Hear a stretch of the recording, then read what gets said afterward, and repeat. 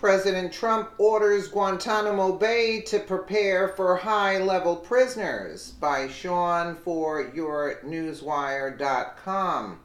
President Trump has ordered Guantanamo Bay to prepare for incoming high-level prisoners, including American politicians, within the next few months.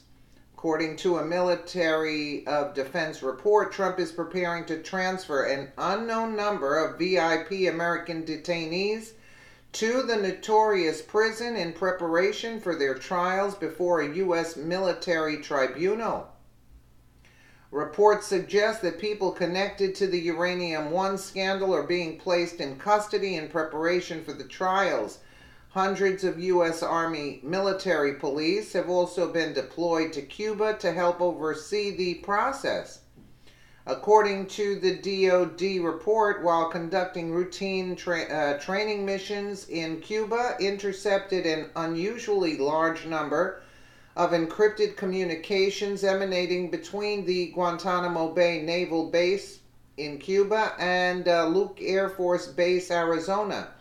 Immediately after, they made a request to SVR counterintelligence analysts for an explanation of, with the SVR in turn then reporting to SCT that these communications were being conducted between the Guantanamo Military Commission that holds U.S. military tribunals and U.S. Attorney General Jeff Sessions.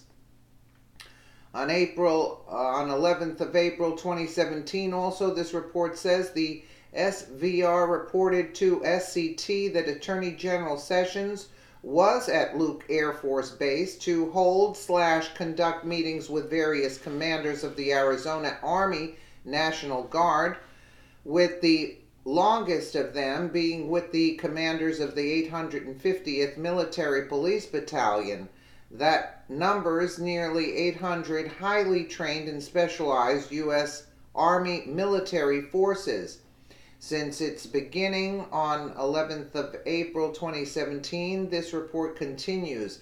SCT intercepts of communications between Guantanamo Bay Naval Base and Luke Air Force Base continued on an unprecedented basis, with the largest amount of such communications being reported on July 7, 2017, and was the date Attorney General Sessions and Deputy Attorney General Rod Rosenstein made an unannounced visit to the Guantanamo Bay Naval Base, and whose meetings there on that date included the commanders of the 850th Military Police Battalion, who had been flown there the day prior. The specific type of communication intercepts noted by SCT occurring between Guantanamo Bay Naval Base and Luke Air Force Base, this report details, were encrypted video satellite broadcasts transmitted at the North American standard rate of 59.94 frames per second, and whose near predictable times of transmission suggested to SVR analysts that these video broadcasts were being used for classroom instruction. On the 21st of December 2017, this report further notes SCT reported that nearly all of these communications between Guantanamo Bay Naval Base and Luke Air Force Base had ceased, with the SVR reporting that this cessation occurred when U.S. Defense Secretary James Mad Dog Mattis made an unprecedented unannounced visit to Guantanamo. The first visit there by a U.S. Defense Secretary in nearly 16 years, and that is, in doing, Secretary Mattis shockingly broke with the long-standing tradition of persons holding his high office visiting American troops on the front lines, but that he deemed his sudden visit to Guantanamo was vitally more important than.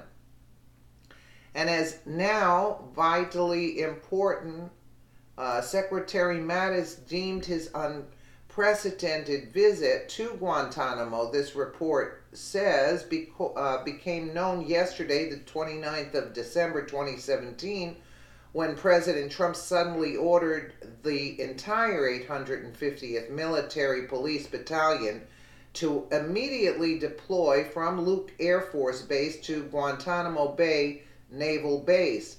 With the Guantanamo Bay detention camp holding only 41 detainees, but able to hold nearly 800, this report notes President Trump suddenly ordering there such a large number of U.S. military police forces requires a further explanation as to why, and which the SVR says can be found in the equally sudden activity of the secretive IBC Airways, and whom, upon President Trump's ordering the 850th Military Police Battalion to immediately deploy to Guantanamo, announced on the 29th of December 2017 that it is increasing its flights to Naval Station Guantanamo Bay to 3 times a week, thus highly suggesting its anticipation of a flood of visitors there, most likely to include American attorneys defending their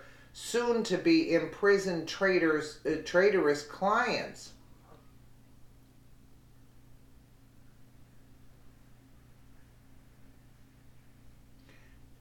To the likelihood of President Trump actually imprisoning his deep state enemies who are currently engaging in a coup against him, General Staff Deputy Defense Minister Tatiana Shevtsova in this report lays out the trail that Trump's been following since he first took office, and whose clues can be found in his extreme vetting immigration plan, the long history of which his enemies have ignored to their peril.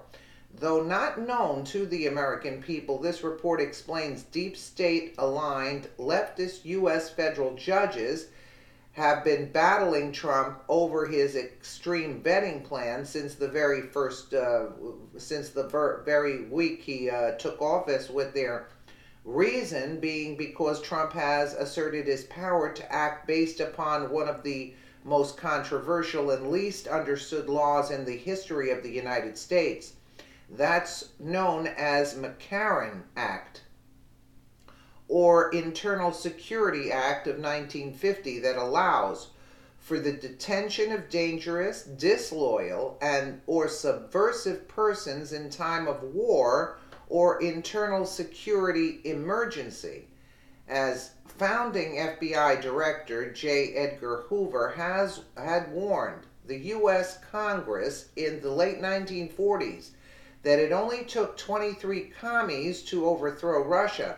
This report continues. The Internal Security Act of 1950 was enacted into law in order to protect the American president and government from an internal coup like the one Trump is now facing, and that President Trump, on the 21st of December 2017, the exact same day Secretary Mattis made a sudden visit to Guantanamo, enacted the first phase by his signing an executive order declaring that America indeed was now in a state of national emergency, with his exactly naming 2 the Hillary Clinton-linked persons seeking to overthrow the U.S. government.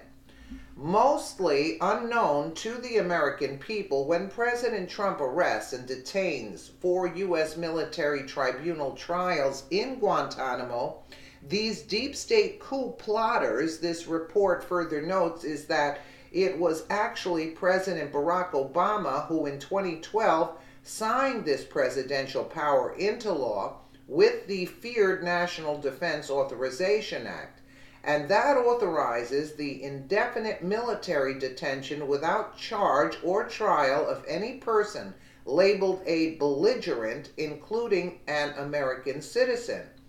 Equally unknown to the vast majority of the American people, too, this report concludes, is that the current deep state coup plot against President Trump is not the first one their nation has faced either, but is in fact its second, with the first being in 1933 when the deep state launched the business plot coup against President Franklin Roosevelt in order so they could join the United States with the globalist power Nazi Germany, with this coup plot being led by the Nazi-aligned Bush family, but with this coup being destroyed by U.S. Marine General Smedley Butler, whose mighty shoes U.S. Marine General James Mad Dog Mattis now stands in so that he too might save this nation.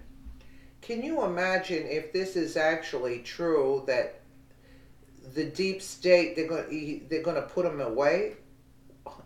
Like, this sounds like wow, like, are you kidding me? Is it happening? I don't know what to say, but this, why the dates when he signed that executive order? And he said that it's a national emergency, and then you see everybody with those monitors on their, they're all wearing boots and they have monitors. I don't know what to say about this, but this seems very strange to me. One can only hope, I guess, but this is shocking. I don't know. Let me know what you guys think in the comments below. And again, thank you so much for watching.